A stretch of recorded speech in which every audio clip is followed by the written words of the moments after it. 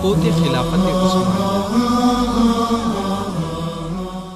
خلافت راشدہ، خلافت امویہ اور خلافت عباسیہ کے بعد اسلامی تاریخ کی چوتھی بڑی خلافت عثمانیہ تھی، جو تقریباً 2 کروڑ مربع کلومیٹر پر محیط تھی۔ اس کا دورانیہ تقریباً 642 سال از 1282 عیسوی تا 1924 عیسوی رہا اور 37 حکمران مسند آرائے خلافت ہوئے۔ ترکمان سردار عثمان خان نے عالم اسلام کی سب سے بڑی سلطنت کی بنیاد ڈالی، جبکہ عثمانی سلطنت کے تیسرے سلطان مراد اول نے یورپ میں فتوحات کے جھنڈے گاڑے اور 7ویں عثمانی سلطان محمد فاتح نے قسطنطنیہ شہر قیصر فتح کر کے 1100 سال سے قائم بازنطینی سلطنت کا خاتمہ کر کے حدیث رسول اللہ صلی اللہ علیہ وسلم میں فتح قسطنطنیہ کے حوالے سے وارد ہونے والی بشارت کا مصداق بنے، جبکہ 933 ہجری بمطابق 1517 عیسوی میں 9ویں عثمانی حکمران سلطان سلیم اول کے ہاتھ پر آخری عباسی خلیفہ المتوکل علی اللہ ثالث نے بیعت کر کے خلیفہ سلیم کو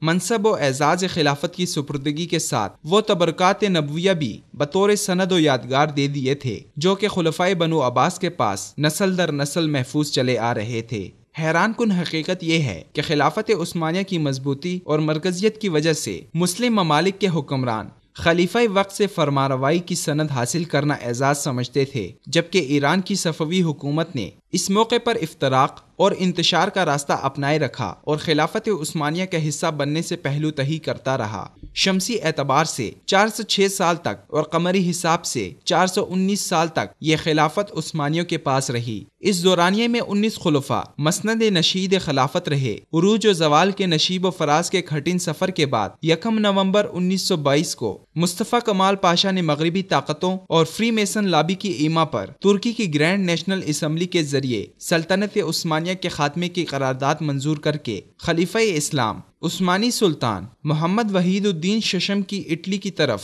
ملک بدری کے احکامات جاری کر کے سلطنت کا خاتمہ کرنے کے بعد سلطان وحید الدین ششم کے قریبی رشتہ دار عبد المجید آفندی کو آخری و علامتی عثمانی خلیفہ بنایا، مگر 328 رجب 1342 بمطابق مارچ 1924 کو ترکی کی قومی اسمبلی نے ایک مرتبہ پھر اسلام دشمنی اور مغرب پروروں کا ثبوت دیتے ہوئے اتاترک کی قیادت میں اسلامی خلافت کے خاتمے کا قانون بھی منظور کر لیا، اور یوں دنیا اسلام رحمت عظیمہ سے محروم ہو گئی۔ اسلامی شریعت کو معطل کرنے کے علاوہ سرزمین خلافت کو چھوٹی چھوٹی ریاستوں میں تقسیم کرنے کے بعد ہر ایک کو اپنا آئین، قانون، قومیت اور جھنڈا تھمانے کے ساتھ امت کا شرازہ بکھیر دیا گیا۔ اسلام کی عادلانہ نظام معیشت کو مغربی سرمایہ دارانہ نظام سے، لادینیت کو جمہوریت کے نام سے فروغ دیا گیا، جبکہ اسلامی نظام تعلیم، عربی زبان، شاعر اسلام اور اسلامی تہذیب کو ترکی دیش سے نکال دیا گیا۔ اور سقوط کا سب سے بڑا نقصان فلسطین میں صہیونی ریاست کے وجود کی صورت میں ظاہر ہوا۔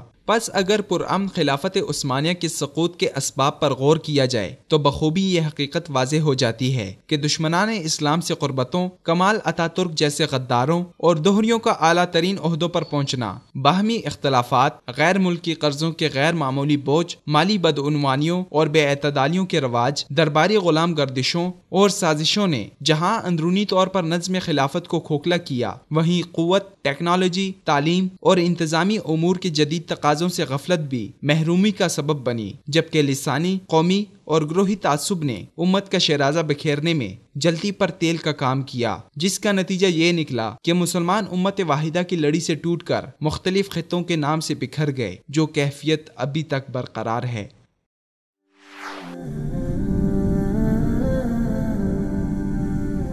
وصال اردو، حق کا راہی